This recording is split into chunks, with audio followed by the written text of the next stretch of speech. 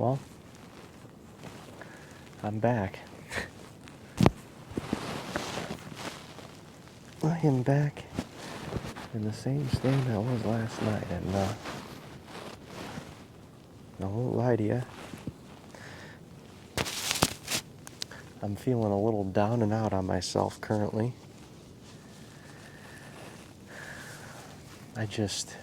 That situation last night transpired so quickly after a few hours of sitting in here not seeing a deer when I thought it was the perfect night.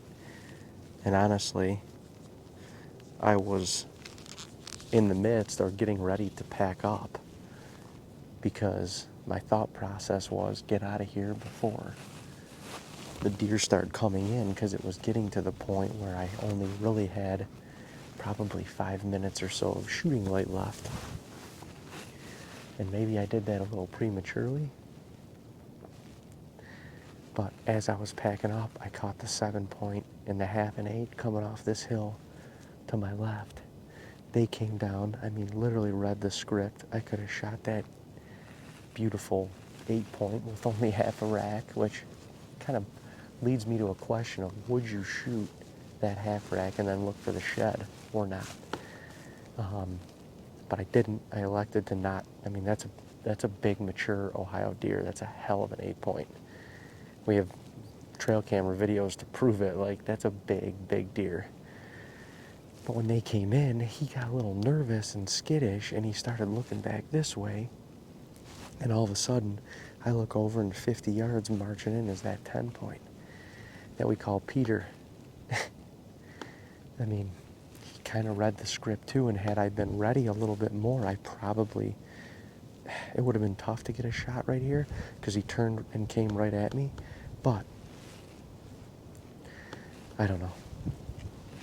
I second guessed that. I already had my quiver on my bow, which I don't normally shoot it with it on there, and then he came to like 35 yards. Well, let me tell you real quick. 37. He's at 37 yards, and when he got there, he was quartering away. I hooked in, I went to draw, and he turned broadside. I drew, and as I was in my draw cycle, he kind of turned and like quartered to me a little bit more. And when I brought my pins down, I didn't realize how much he was actually quartering to me, but I should have waited. I should have given it a second and let him give me a little bit of a better shot and allow me, to get a better shot. He wasn't alert as much, but I came down to his chest and felt good about where my pin was, and I let it go. That part of the whole sequence, I'm good with. Like, I released the arrow, I felt good about it. You can see in the video when you like the lighted knot goes off over his back, but if you put the pin, like put a pen right where the lighted knock was, and then reverse the footage, the arrow went right where I had it. He ducked it, but it wasn't the shot angle. It was that shot on Cartman worked because he was at 18 to 20 yards.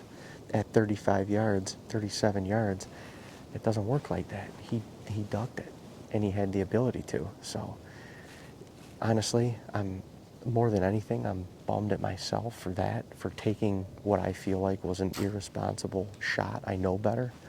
I've hunted long enough to know better, but there's nothing I can do now. I can't erase it. It is what it is. It happened. You guys see it, and I'm willing to show it and take the flag for it because it is what it is. I'm certainly not perfect.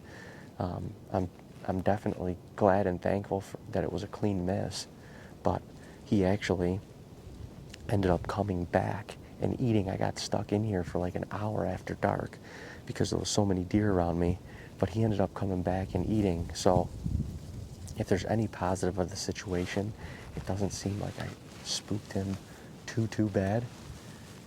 He did not know what happened. He went back there and he was snorting a little bit. It's just tough. You put so much time and effort into this, and to get one of those opportunities, not to mention I have not shot a deer in Ohio, and I think close to 10 years. That's embarrassing for me to say. I live in Tennessee now. The last time I shot an Ohio buck, I lived in Tennessee. I literally spent like almost 7 years here of residency and had not shot a deer, shot a buck with my bow. Not for a lack of trying, not for a lack of opportunities, not for a lack of encounters, that's for sure. But nonetheless, we're here now, so at least currently, I gotta have a short-term memory. I gotta get back in the saddle, and we gotta see if we can have him or one of these other shooters come back in tonight. It's a nice night, high pressure, a little bit windier today, and a little bit warmer, but the deer are here. They're proving that, so I'm in about an hour and a half earlier than I was yesterday, just so I can sit back and sulk it in a little bit. But I'm grateful to be here. I mean, it's hard not to be grateful for opportunities like that. I mean, probably 160 plus inch deer standing in front of you with another freaking 4.5, probably 4.5, 5.5-year-old Ohio giant 8-point that only has half his rack, but that wasn't our fault. There's still two very mature deer standing within bow range of you at the same time. It doesn't happen often, and I'm certainly grateful for that opportunity.